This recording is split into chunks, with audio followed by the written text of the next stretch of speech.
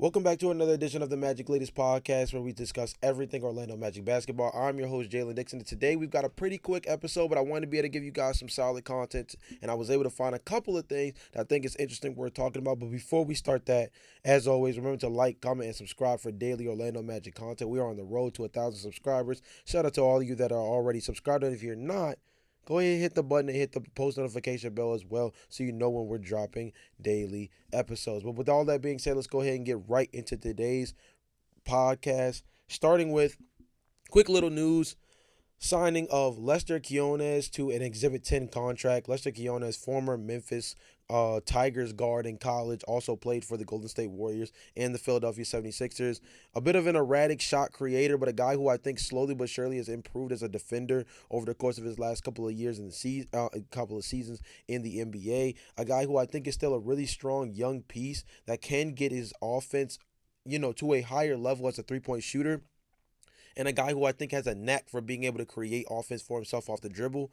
I don't necessarily think that he's going to be a guy that contributes to the Orlando Magic this upcoming season, but a guy that I believe is a legitimate NBA player and deserving of being on an NBA roster, even if it is on a two-way contract, and B, a guy who I think could be serviceable, particularly on a young team, as a guy who brings high energy, good vibes. His athleticism can be able to spark some really nice plays here and there that can, get guys out of the bench and really enjoy themselves because, he's a guy that I think is going to be able to bring a handful of highlight plays here and there, whether it's on the G League roster or the main squad.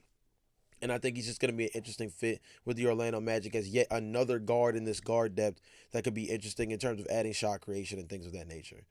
So shout out to Lester Quinones for being able to pick up that contract. Hopefully he's able to lock down something long term, proving himself both either with the big squad or playing on the G League team and being able to lock down something where he can be more solidified on an NBA team. Next up, let's talk about Shaquille O'Neal and Dwight Howard. Obviously, these two have had a huge feud for quite some time, but over the last month or two, maybe even sooner than that, they've been able to kind of squash the beef by having different discussions, whether it was on Shaq's podcast or off the court in other mediums. They've been able to discuss things in a real way and kind of break down not only why their feud was so fueled by the rivalries both on the court but off the court as well, but also discuss why things need to change between the two of them. And one of the biggest, most notable things coming up soon is that, of course, Dwight Howard is set to be inducted into the Hall of Fame very, very soon.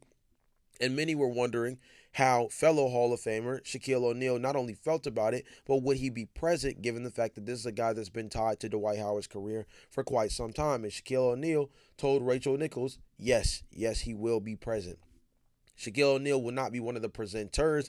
That list has already been named out with guys like Dominique Wilkins at the helm there, but Shaquille O'Neal will be present in the building, and I do think that's a good sign of kind of patching up a beef that I think never really was necessary, a beef that I think was never really warranted, and one that, although Shaquille O'Neal says is fueled by wanting to make young players better, I don't think there's too many players that Shaquille O'Neal necessarily did the poke the bear mentality tactic on outside of Dwight Howard and maybe JaVale McGee, who JaVale McGee never really actualized himself into the player that it seems Shaquille O'Neal was trying to turn him into. And Dwight Howard was already kind of the specimen figure to become that guy without Shaquille O'Neal kind of having to plant seeds of derailment throughout his career. With all that being said, I'm really glad that they were able to kind of squash this beef, and I think this will be a representation of something moving forward. I'd like to see them do more work in the future in terms of NBA analysis. Hopefully, these two guys can kind of give their thought process on the game in a way that's a little bit more applicable to today's game than kind of dwelling on the past, particularly Shaquille O'Neal. I think Dwight Howard is a guy who's recently retired, can also speak to how the changes within the game have improved something like offense or defensive acumen and IQ. I think there's a real mending between these two that could create some really solid content in the future from the big man position, one that doesn't have a ton of favor in like the podcasting space, for example. There's a lot of point guards, shooting guards, small forwards, but not too many centers that get to talk the game from their perspective. And from a low post perspective, these are two of the best low post guys in the league one from an offensive perspective, one from a defensive perspective, more particularly. And I think that their mending of knowledge and stories throughout their time frames in the NBA could be a lot, not just from telling legendary tales, but I think also being able to kind of show why they feel there needs to be a renaissance of the traditional big man, because the imposing of physicality is one that still maintained itself throughout the NBA years. It just only tends to really reveal itself in the playoffs. But the low post big man can return to a certain level of dominance. We've already seen how the big man has kind of had its own mini renaissance with players like Nikola Jokic, Giannis Antetokounmpo, and Joel Embiid winning multiple MVPs throughout this time frame. I think they've had four of the last 5 or 6 now, right? So the big man is here, and I think that they being Dwight Howard and Shaquille O'Neal could be great spokespersons for that renaissance kind of happening right before our eyes. But they've also got to start paying attention a lot deeper to the game. Shaquille O'Neal kind of exposed himself a handful of times this past season of being a guy that seems like he kind of is only there for the memes sometimes instead of really being locked in on the game. With NBC taking over, it's going to be very important with ESPN and NBC taking over to really, really lock in terms of what they have going on from an analysis standpoint in terms of growing the game, bringing more nuance to the game, adding more legendary voices to the game. There's a lot that can be done there, and I think that this duo here, again, Shaq being at the Hall of Fame induction for Dwight Howard, I think could be the start of something really special. You guys let me know down in the comment section down below. Does this matter? Do you think that this could be the start of something big? Do you think that this is just one of those things that after so many years the beef was supposed to be squashed already, and now this is finally just the everything coming to a crescendo? Where do you guys stand on the whole Dwight Howard versus Shaquille O'Neal saga that has been long enough? I mean, it's been the better part of a decade now, and it's just now starting to really settle itself. Interesting situation. Let's talk about the Athletic and their described rivalry of the Orlando Magic versus the Cleveland Cavaliers. We've discussed this on the podcast, and actually the other day we discussed how I believe that the Cleveland Cavaliers are the biggest op pack in front of the Orlando Magic, above the Atlanta Hawks, above the Detroit Pistons, above the New York Knicks, and more particularly, the Athletic also seems to see the Cleveland Cavaliers as a similar roadblock for the Orlando Magic, one that could be a really interesting situation for the Orlando Magic to not only prove themselves to the national media, but also cement themselves as a team that needs to be respected within the Eastern Conference. More particularly, the Athletic says a couple playoffs ago, the Magic tested the Cavs by pushing their series to 7 games. Now the Magic have a much more experienced duo with Paolo Banchero and Franz Wagner. They also have Bane in the mix to add much needed shooting and playmaking. Cleveland just had a historic season and then sputtered in the playoffs. Orlando will want to make a statement. I very much agree with that, right? I think that the biggest thing that we're looking at this upcoming season is Orlando needs to be able to put their foot down. Orlando is a team that's been kind of that sputtering team themselves over the last 2 to 3 seasons, as a team that's just almost glad to be there, right? The young squad that's been a top 5 defense, has players that could be all-star caliber. Obviously, Paolo Banchero made the all-star team once as well. And he's a guy that I think could be a dude that we really respect in this league moving forward as a top 5, top 10 player, a dude who I think is a top 5 player at the power forward position already, right? But I think that this rivalry, particularly against the Cleveland Cavaliers, is so important. The way that I frame this storyline between the Cleveland Cavaliers and the Orlando Magic is simple. The Cleveland Cavaliers have a core 4 of Darius Garland, Donovan Mitchell, Evan Mobley, and Jared Allen. Their core 4 has played together for the last 2 seasons and have been absolutely game-wrecking teams during the regular season.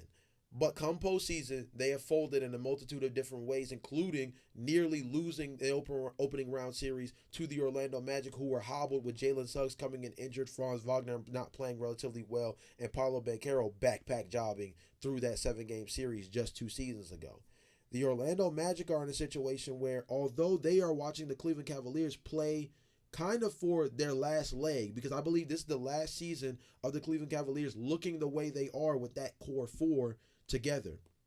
The Orlando Magic are on the opposite end of the spectrum. Their core four of Paulo Banchero, Franz Wagner, Jalen Suggs, and Desmond Bane are just starting, and they need to be able to, as the athletic states, need to make a statement early. And one of those big ways to do that is by taking out the other core four and putting that core four on notice, and also putting the rest of the East on notice that the Orlando Magic are the team to beat on that side of the bracket. I think that the Orlando Magic's new core four is meant to take the baton away from the core four of the Cleveland Cavaliers, force them to panic, break up the core four, and make a different move, while this core four of the Orlando Magic makes a step forward, gets past the first round, and makes people fear them as a team that has the capability already of being a top 5 defense, and now has the talent to put themselves in a position to be at least a top 15, if not maybe even a top 10 defense. I believe that a top 10 offense. If this team can be a top 10 offense,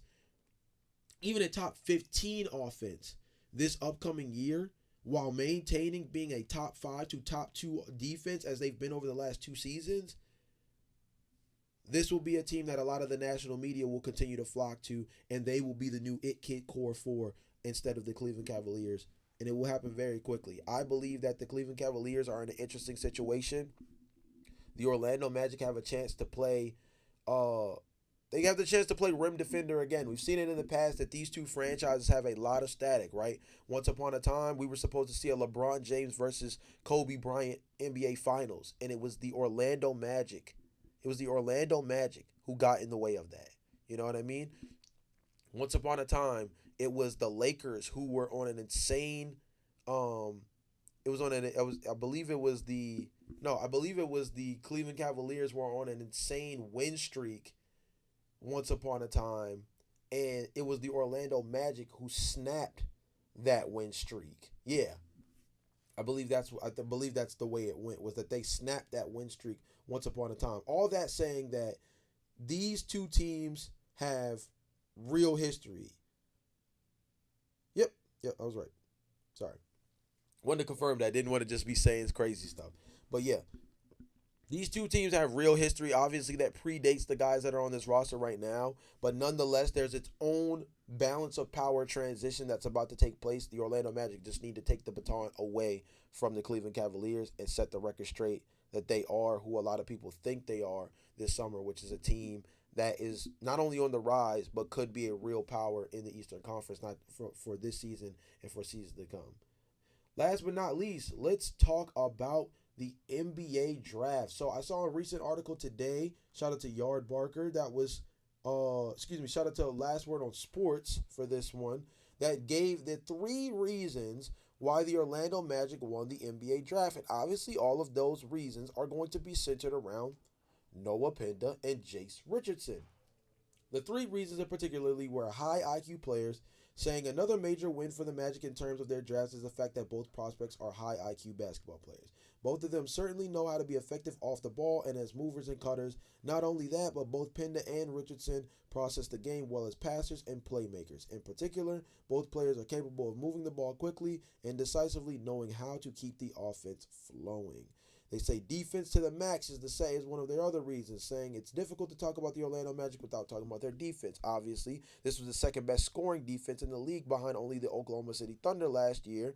And now the defensive culture that they've set, adding these 2 other solid prospects in Noah Penda, who demonstrated that he can be a solid defensive player, and a guy in Jace Richardson who is competitive on defense, especially on ball, puts them in a situation where you have 2 guys that can add real defensive structure to this team, because they're not guys you can just pick on. And then, of course, the number one reason they put for is adding guard talent. Jace Richardson is added to a backcourt that already has Desmond Bane and Tyus Jones added this offseason.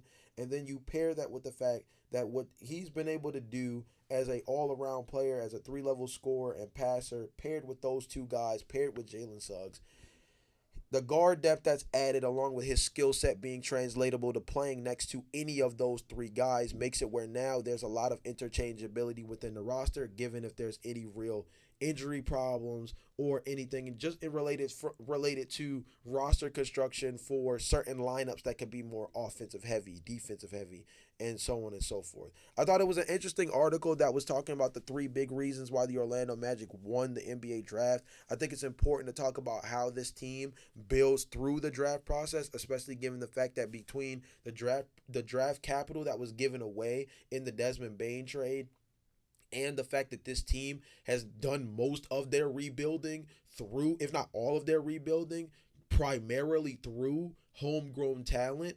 I think doubling down on reasons why this NBA draft in particular was so successful, which it was, is really important to harp on, because I do believe that these two players, in Jace Richardson and Noah Pinda, will both play a good amount with the big squad this year. And I would not be surprised, as I've said on past podcasts, if these two players, particularly Jace Richardson, but if both Jace Richardson and Noah Pinda are real contributing players on this team at some point in the regular season. But with all that being said, my question of the day to you guys is, who do you believe is the biggest rival of the Orlando Magic? I may have asked this last podcast as well, but I keep seeing different articles that keep stating different things. This article about from The Athletic states that they believe that the rivalry between the Magic is a big deal. I've read another article this morning saying that if you look at how much the Orlando Magic are going to be bumping against the Detroit Pistons in terms of the schedule, they play the Detroit Pistons a pretty decent amount throughout the season, and they're sprinkled around areas where it's kind of like rounds in a boxing match. And so there was that analogy as well. There was the article about them and the Atlanta Hawks, a team that they're going to face a ton this upcoming regular season, right? I think they faced I believe I said the Orlando Magic faced the Atlanta Hawks the most of any other team this upcoming year. I believe it's them or the Detroit Pistons, one of those two.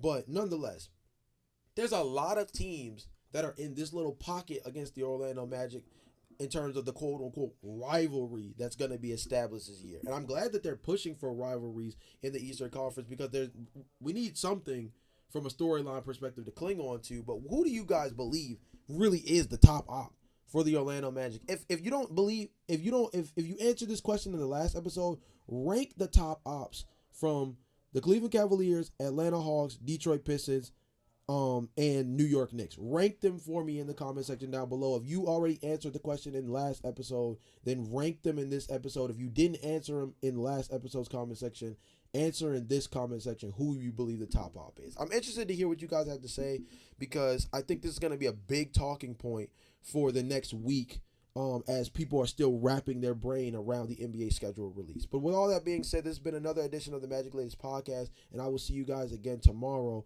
with another episode. Until then, though, peace.